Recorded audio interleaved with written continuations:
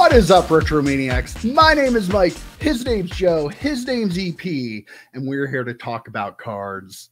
You know, EP gave you some hot takes a little, about 3-4 weeks ago. I can't count. I don't know. I'm old. Don't bother me. Joe gave you his hot takes 2 weeks ago. Now it's my turn. So I have a list. I actually have 5 in an honorable mention here. I don't play by rules. I live by my own rules. Let's get started. Hot take number 1. Give me a PSA 6 with a small crease on the back over a PSA 10 that's off center. I'm sorry. At the end of the day, that PSA 6 is a lot nicer looking and presenting card than the PSA 10 that's off center. And we've all seen it. We saw it recently with an Andre the Giant card that's just like, how in the world is that a 10? I'm not even talking about the grossly off center ones, but PSA has quite a bit of leeway in their centering. Some cards, just, I don't find that very attractive. So when they're taking like the grade down so much from a tiny little fold or crease on the back of the card that you can't see on the front, sign me up. I'd rather have that card. I don't give a damn what the value is. And there could be a day that people go, well, I'd rather have this one over here that's a 6 because it's a nicer card. Maybe. I'm hoping. So there's my take. So 100% agree with this. It wasn't just the Andre the Giant. Remember the Hulk Hogan the year before it's almost like every year they have to have some egregious high-end card. They give a PSA 10 to the Wembanyama is another one, a very, very high class one. But yeah, I agree with this take. And Mike, you're right in that the centering, how do I want to say this? PSA cares about centering until they don't, right? Like sometimes you'll look at it and you'll be like, oh, okay, well, they say 60-40 or 55-45. Then you'll look at it and it's like 51-49, PSA 2, okay, there needs to be, it's not that they're loosey-goosey with centering, it's they're not consistent at all with centering. Yeah, like the Brady rookie card, the Bowman rookie and the Bowman Chrome rookie. They are way tougher on centering on that 90 card Marvel than other cards. 90 Marvel, super, super critical on the borders there. So yes, and as someone who displays cards, give me that 6. I don't care what it says on the front. Or on the label, give me that 6 so I can display it. I'm displaying the front of the card, not the back of the card. Right? I don't, and I'll take it even one step further. Edgeware too, like edgeware on the back. What do I care? I'm displaying the front of the card. So, and if you don't like the 6, just crack it out. Put it in a pro mold and display it that way. I mean, yep, absolutely. Nobody will ever know. I've said before a bazillion times. I really centering is the big one for me. There are a lot of people, they turn a card over, show like a little speck of white on one of the corners in the back, and they're like, "This is why I got a PSA 9." I'm like, okay, like who looks at the back of the card? I mean, obviously, if you do, but I mean, like as far as like this is my card. I love this card type of collection card. Give me something that's well centered. I don't care if it's a 1. I would rather have the well-centered card. If the back looks like garbage, but if the front looks good and it's centered well, like, give me that card. I agree 100% with this take.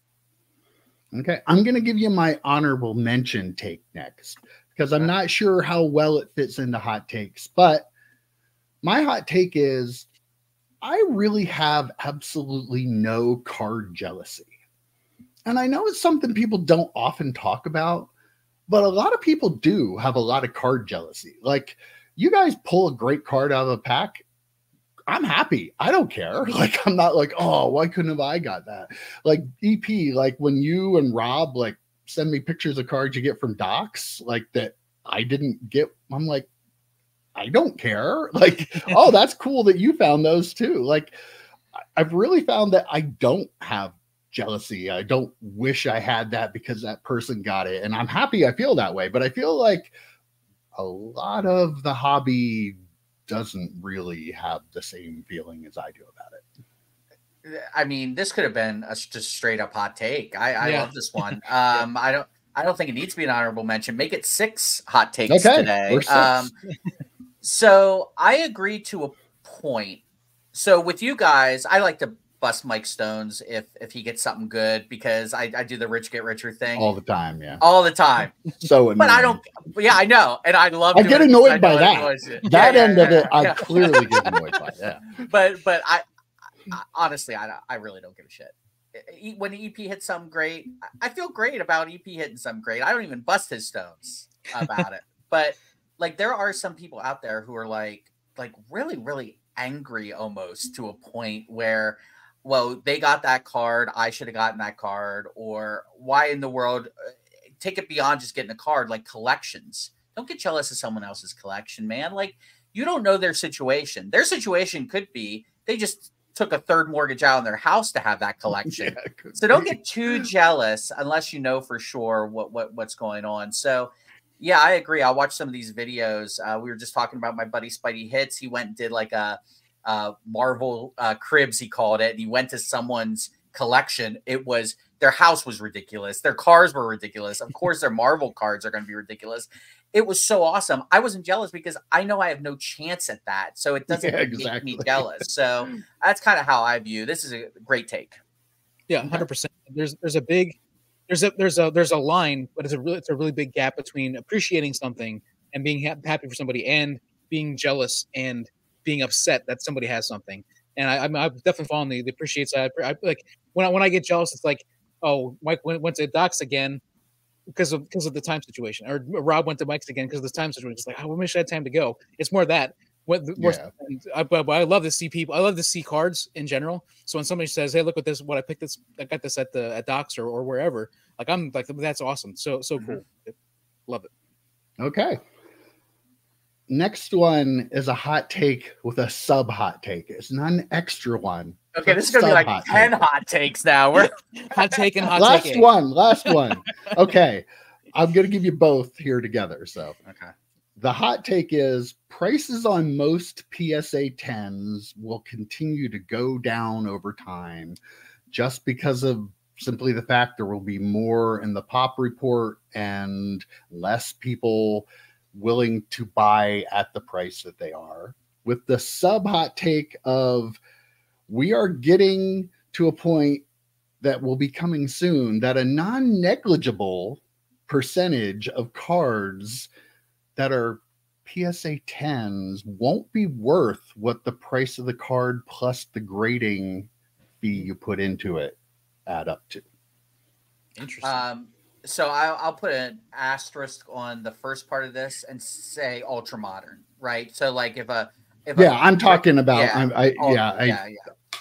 in my mind that's what I was talking about. Yes. Yeah. Because if like a Brady Contenders comes up randomly and someone found it and it's a PSA 10, but yeah, for sure ultra modern, because again, we talk about this how often, like as soon as you open up a pack of cards, you put every single card into a sleeve that might have some value, and you're sending it off to be graded. So the pop reports are just going to get, wasn't Giannis the kind of the test case of this, and Zion, like this, the massive pop count on the base rookie cards, the base Prism cards are absolutely ridiculous. So 100% agree with that take.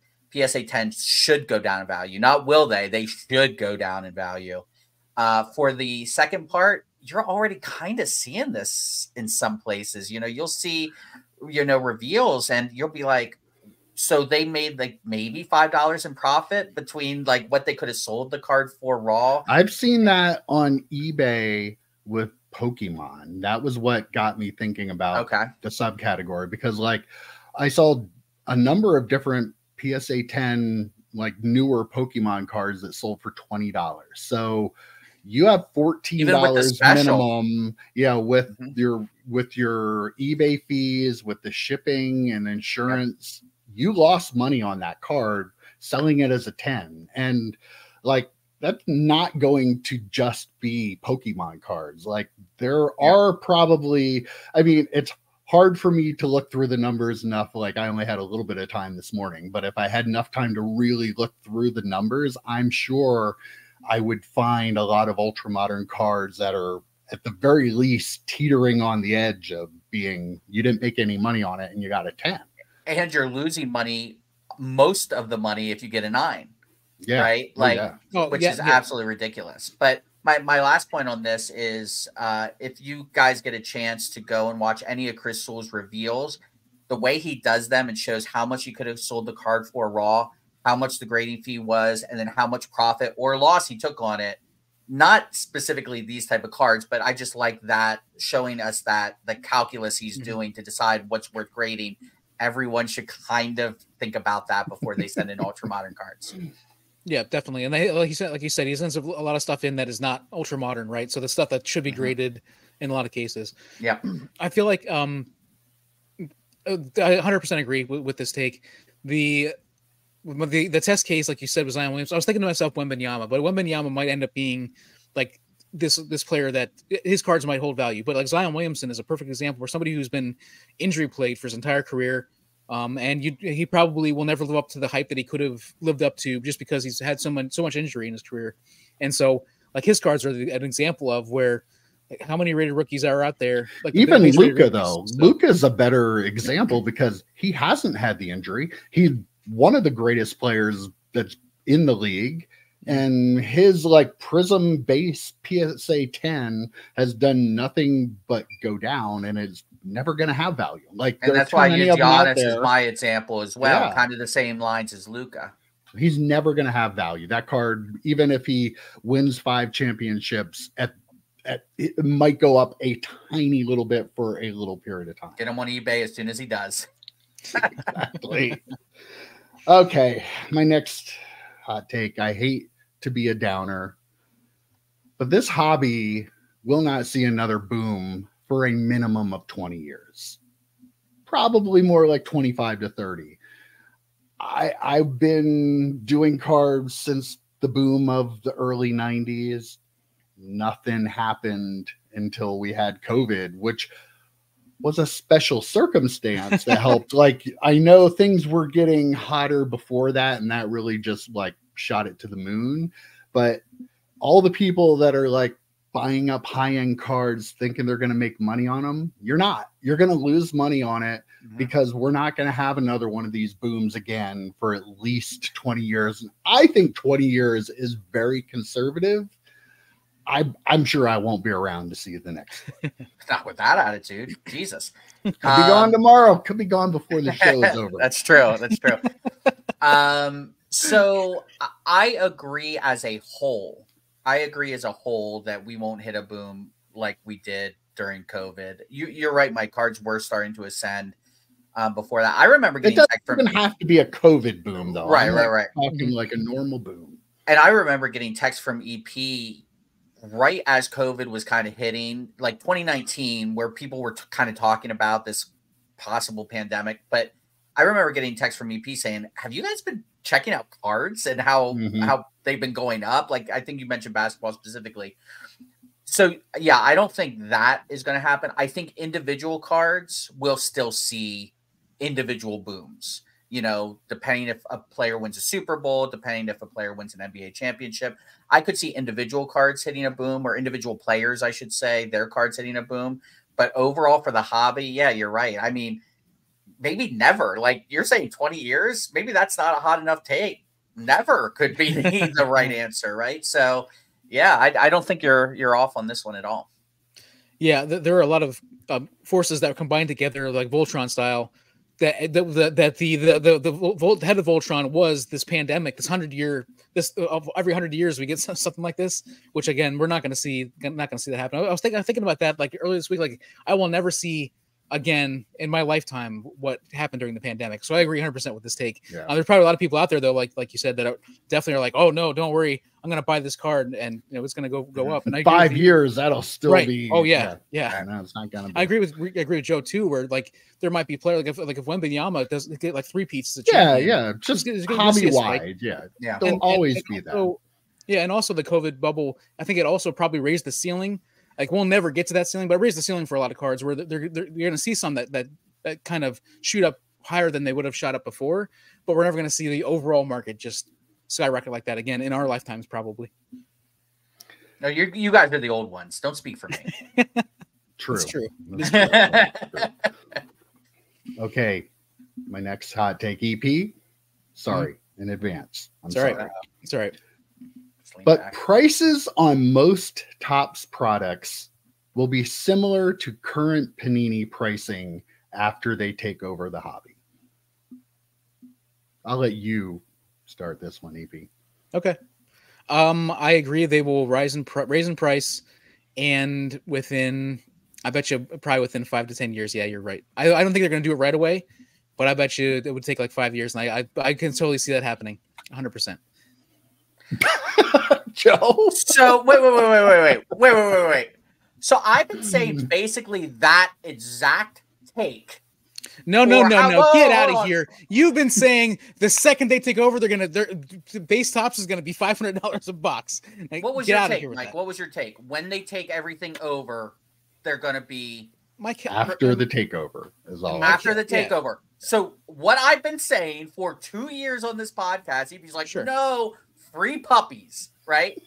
But the minute Mike says it, EP's like, oh yeah, that's a great take, Mike. Tell us more. You Really? guys, you're ridiculous, Joe. You are the most ridiculous human being on this podcast. Have I or have I not been saying for 2 years that when they take over the hobby, prices will go up exponentially? Have I not been saying that? Sure. And I said probably 5 to 10 years from then. Yeah, sure. So you don't agree with Mike's take is what you're saying? I mean, I agree with it in theory that their prices are going to go up. It's just not going to happen. It's not going to happen the day they take over. I don't agree with that part. I apologize for anyone watching. All right. I just first off, I completely agree with you, Mike. Obviously, I agree with you. EP's like, oh, in 5-10 years, because billionaires often want to wait 5 to 10 years to make as much money as they possibly can. Yes, the day they get all the licenses, it would not shock me if you start seeing Prism level prices on certain products. It would not shock me in the least. If it's not gradual, everything's gonna be lit on fire. Really? Has I everything think so. been lit on fire since Panini? There are so many people. Panini's was gradual. Panini prices back in like 2012 when they were. But I'm when they saying launched. people are used to it now. That's the point. People are used to those prices now. So when Topps comes out with football products that cost the same as Panini products, they'll be like, well, I'm used to it. I've been paying this price since Panini's started raising prices. I see so many people rip products on YouTube and go, effing Panini, they're terrible. Here's another $800 box I'm ripping. Right? Like, It's going to happen. It's going to happen. There's no doubt. They might throw you those crumbs, EP, that we talked about. Was it last week? Where you get those super low-end products. But for the most part, it's going to be very similar to what we have now. There is not a hot take. Like, there's not a hotter hot take for Joe Day than this topic. This is the Joe Day topic for sure. So, well, no, you agreed with the hot take after disagreeing with me for 2 years. That's a hot take for Joe Day right there. The thing is, like, I mean, eventually, yeah, but I don't think it's going to happen day of. Like, there's no way. No way it happens. All I know is if I got you two arguing about my take, I was successful. Yep. So, my final hot take. Fanatics events will substantially reduce the national attendance within 5 years. I'm calling it that the attendance at the National in 5 years will be down substantial number, 20%. There, I'll throw that out there. Joe, it looks like you're looking. You're thinking. Do you want me to go ahead, or are you? Yeah, good? Go ahead. I'm thinking a little bit on this one. See, I think about this in terms of like in video games. Like video games always had the they always had the big. I can't remember. E3 was this huge thing they had every year. They had all the manufacturers there. They had all the developers there. People would go, like visitors and stuff, and it was just this massive thing, this huge thing that happened every summer. You would watch videos of it. You would always want to get the information from E3 because it was this big deal. Then all of the manufacturers started having their own special days. E3 is dead now. E3 was dead. I want to say like 5-10 years ago. Like it killed it, because if I can watch Xbox's next big game at their own show, why would I wait till E3 and see that? So I see it like a similar thing where these things are going to really sap the energy away from the National. I agree 100% with this take. All right, so I don't disagree with it. I think it's possible. What I will say, though, is I think the type of people that will be going from the national and never going to the national again and going to the Fanatics thing are probably not our type of people, if that makes sense. Like the Roth card type people will probably move over. I think the EP true collector, older collector. You are older than me. You put true collector in quotes? What? No, not just for you. Not just for you. Okay. I'm just saying in general, the true collector, whatever you want to qualify or quantify that as, I think will still go to the national. They've got to show at the Fanatics thing, though, that it's more than just a New York event.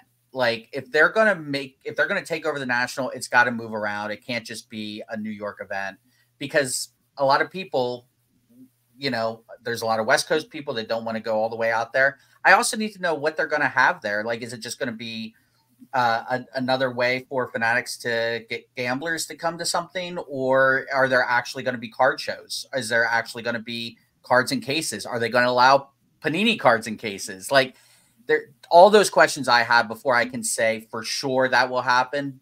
But I totally don't disagree with the idea that you're throwing out there.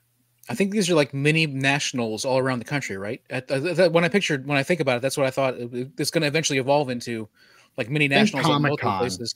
It's Comic-Con, right? It's just go back to episode 1. I'm pretty sure we talked about this on episode 1. Go back to the podcast on Monday. We talked about it. We might have talked about it then too. Right.